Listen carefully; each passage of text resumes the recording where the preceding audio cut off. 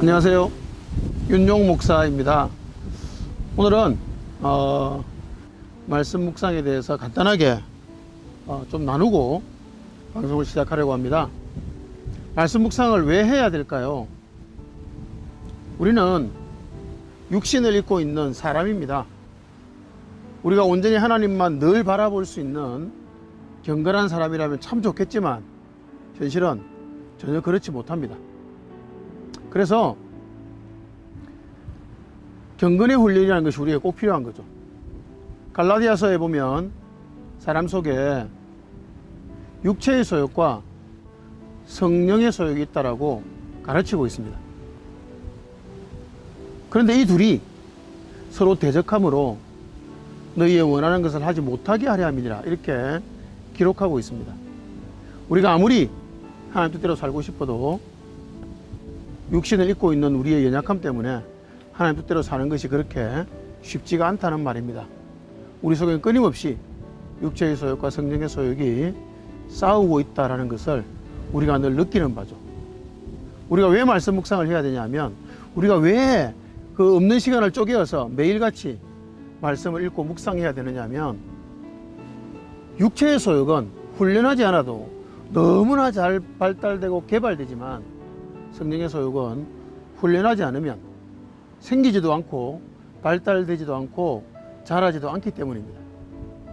매일 말씀을 읽고 묵상하는 그 길지 않은 시간을 통해서 우리 속에 성령의 소욕이 강화될 것이고, 그 강화된 성령의 소욕이 육체의 소욕을 통제하고 다스릴 수 있게 되는 겁니다. 그래서 매일 말씀을 묵상하는 것이 너무 중요합니다. 자, 그러면 말씀만 묵상하면 우리가 정말 하나님의 사람으로 성령의 소욕으로 충만한 존재로 살아갈 수 있는 걸까요? 그저 말씀을 읽고 생각하고 묵상할 뿐인데 충분히 그럴 수 있습니다. 왜냐하면 하나님의 말씀을 살았고 운동력이 있고 좌우의 날선 어떤 것보다 예리하기 때문입니다. 그래서 우리의 생각과 관절과 골수를 찔러 쪼개기까지 하고 우리의 마음에 숨은 생각을 드러내기 때문입니다. 하나님의 말씀의 능력은 단순히 글자가 아닙니다. 그 자체가 능력이 되어서 우리의 내면에 있는 더러운 생각들을 드러내고 밝게 드러내어서 그것을 고치는 능력이 있는 겁니다. 그래서 우리가 말씀을 읽고 묵상하는 행위는 단순히 글을 읽고 생각하는 정도가 아니라 하나님의 말씀의 능력이 우리의 내면을 다스리고 우리의 내면을 새롭게 하고 우리의 내면을 변화시키게 하는 놀라운 은총의 역사가 될 것입니다. 이 말씀 묵상의 세계로 함께 걸어 들어갈 수 있으면 너무 좋겠습니다. 자, 그렇다면 말씀 묵상을 어떻게 하면 될까요? 이 짧은 소개 영상을 통해서 말씀 묵상의 모든 원리들을 다 설명할 수는 없습니다만, 아주 간단하고 단순하게 어떻게 말씀 묵상을 할 수 있을지 간단하게 설명을 드리도록 하겠습니다. 먼저 그날의 본문을 찬찬히 깊고 천천히 읽으시기 바랍니다. 말씀 묵상이라는 것은 성경을 바르게 읽는 것입니다. 결국은 성경을 바르게 읽는 것이 능력이 되어서 우리를 변화시킬 수 있거든요. 우리가 많이 생각하기보다 성경을 정확하게 바르게 느리게 천천히 읽는 것이 중요합니다. 속독이 아니라 정독을 하셔야 됩니다. 그래서 그날의 본문을 적어도 3번에서 5번가량 깊이 읽으십시오. 말씀의 내용 안에 자신을 온전히 몰입시키시기 바랍니다. 그렇게 하는 것이 첫 번째 단계입니다. 가장 중요한 것은 말씀을 바르게, 느리게, 질적으로, 깊이, 찬찬히 읽는 것입니다. 그날 본문을 서두르지 마시고 3번에서 5번가량 천천히 먼저 읽으시기 바랍니다. 자, 그 다음 성경을 3번에서 5번을 찬찬히 바르게 느리게 제대로 읽었다면 이제 그 다음 단계가 있습니다. 그 다음 단계는 주제를 파악하셔야 됩니다. 여러 가지 묵상 방법이 있지만 저는 이 방법을 주로 많이 사용합니다. 이 방법이 사실은 묵상을 하기 가장 좋은 방법이라고 저는 생각을 하는데요. 그날 본문을 읽은 가운데서 본인이 스스로 주제를 하나 정하는 겁니다. 그 본문에 있는 내용에 따라서. 그래서 그 주제를 잡았을 때 그 주제에 대해서 성경이 무엇이라고 말하고 있는지 천천히 살펴보시기 바랍니다. 그 주제에 대한 자신의 생각을 정리하는 게 아니라 그 주제에 대해서 그날 본문이 도대체 무엇이라고 말하고 있는지 그 부분을 천천히 챙겨보시기 바랍니다. 그렇게 해서 그 주제에 대한 성경의 가치, 성경의 관점을 정리하는 것이 큐티의 그 다음 단계라고 볼 수가 있겠습니다. 거기까지만 잘해도 이제 그 다음 단계는 그다지 어렵지 않습니다. 천천히 읽고 바르게 읽고 그 다음에 주제를 파악하고 그 주제에 대한 그날 본문의 관점을 정리하고 거기까지가 아주 중요한 단계가 되겠습니다. 네, 그 다음 단계는요, 말씀 묵상의 그 다음 단계는 적용이라고 말할 수 있을 것 같습니다.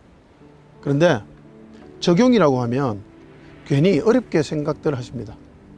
제가 말씀 묵상 세미나를 오랫동안 하면서 많은 분들에게 많은 질문을 받았는데요. 그 질문 중에 가장 많은 질문이 적용을 어떻게 잘 할 수 있나요? 어떻게 하면 적용을 제대로 할 수 있죠? 적용이 너무 어렵습니다. 적용이 안 됩니다. 그런 말들을 제가 너무 많이 들었습니다. 적용을 어떻게 할 수 있을까요? 자, 적용에 대해서 드릴 말씀이 너무 많지만 가장 쉽고 간단한 방법이 있습니다. 그날 성경을 바르게 느리게 천천히 읽으셨다면, 그리고 거기에 대해서 주제를 잡고 그 주제에 대해서 성경적인 관점을 정리하셨다면 그 다음에 그저 단순하게 질문하는 겁니다. 뭐라고 질문하냐면 나는, 그러면 나는 이라고 질문하는 겁니다. 본문에 대한 생각이나 묵상이 다 끝나고 나서 마지막에 그러면 나는 이라고 질문해 보십시오. 성경은 이렇게 말하고 있는데 그러면 나는 도대체 이때까지 어떻게 살았으며 지금 내가 어떻게 살고 있으며 또 앞으로 어떻게 살 것인지를 그저 생각해 보는 겁니다. 우리가 적용에 대해서 오해하는 것은 적용 1, 이렇게 행동해야 돼. 적용 2, 몇 시부터 몇 시까지 뭘 해야 돼. 오늘 어떤 사람에게 용서를 빌어야 돼. 뭐 이런 아주 구체적인 행동을 생각하기 쉬운데요. 그것은 적용이라고 말하기가 어렵습니다. 그렇게 적용을 하면 말씀 묵상이 너무 재미가 없고 힘들어져서 얼마 가지 않아서 포기하게 됩니다. 그러지 마시고 아주 단순하게 그러면 나는 이라고 질문해 보십시오. 그리고 그러면 나는에 대한 답변을 스스로 생각해 보시기 바랍니다. 그러면 아주 좋은 적용이 될 것입니다. 네, 이제 묵상의 마지막 단계를 설명을 드리겠습니다.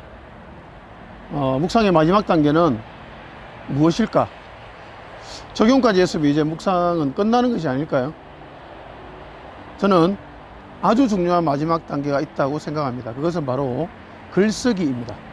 묵상 글쓰기. 묵상은요, 글을 쓰면서 완성이 됩니다.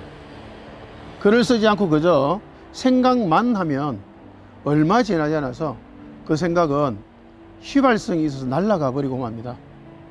제가 설교 준비를 하다가요, 설교 준비가 잘 안 돼서 중단하고 다른 볼일을 본 적이 있습니다. 차를 운전해서 가다가 한참 가다가 갑자기 아주 기발한, 아주 새로운, 그 참신한 아이디어가 떠올랐어요. 그 내용을 설교에 적용시키면 그 설교가 너무 잘 살 것 같더라고요. 그런데 그 운전을 하고 있었고 그 생각이 너무나 강렬한 생각이었기 때문에, 너무나 강렬한 깨달음이었기 때문에 그냥 그대로 가서 집에 돌아가면 한 30분 걸릴 거니까 30분 뒤에 그 생각을 이제 글로 적으면 되겠다라고 생각을 했습니다. 그래서 아주 즐거운 마음으로 차를 운전해서 볼일을 보고 집으로 돌아갔죠. 그래서 책상 앞에 앉아서 원고를 작성하려고 딱 워드를 치려고 하는데 아무 생각이 나지 않더라고요. 도대체 내가 무슨 깨달음을 얻은 거지? 아무 생각이 나지 않더라고요. 그때 제가 굉장히 중요한 걸 깨달았습니다. 아무리 강렬한 깨달음도 적지 않으면 날아가는구나 라는 생각이었습니다. 여러분, 말씀 묵상하면서 아무리 많은 은혜를 받고 큰 은혜를 받고 깊은 깨달음을 얻었다 할지라도 적지 않으면 남아있지 않습니다. 그리고 깨달은 내용을, 은혜 받은 내용을 글로 적으면서 다시 한 번 더 깊게 은혜를 받게 됩니다. 그래서 여러분, 글을 잘 쓰든 못 쓰든 상관없이 자신이 그날 받은, 말씀을 통해서 받은 은혜를 글로 적으시기 바랍니다. 글로 적을 때 비로소 묵상이 완성이 됩니다. 그리고 매일매일 묵상한 내용을 글로 적는 걸 하루, 이틀, 한 달, 두 달 계속해 나가다 보면 어느 순간 자신의 영성이 굉장히 깊어져 있는 것을 발견하게 될 것입니다. 그리고 자신이 하나님과 굉장히 가까워져 있는 것을 발견하게 될 것입니다. 자, 모든 과정을 요약해 드리겠습니다. 먼저 성경을 3번에서 5번 정도 천천히 빠르게 느리게 깊게 읽으십시오. 그리고 나서 그날 그 본문에서 말하고 있는 주제를 하나 파악하시고요. 그 주제에 대해서 그날 본문이 말하는 관점을 정리하시기 바랍니다. 그리고 나서 그 내용에 대해서 그러면 나는 이라고 질문하시면서 자신의 삶에 적용을 해보시고요. 그 모든 내용을 글로 적어보시기 바랍니다. 그렇게 하면 묵상이 아주 아름다운 묵상이 될 것이라고 생각이 됩니다. 이런 날들을 하루하루 반복해 가다 보면 이전과 달리 굉장히 깊고 성숙해진 자신을 발견할 날이 머지않아 올 것입니다. 함께 말씀을 묵상하는 이 아름다운 여정으로 걸어가 보지 않으시겠습니까?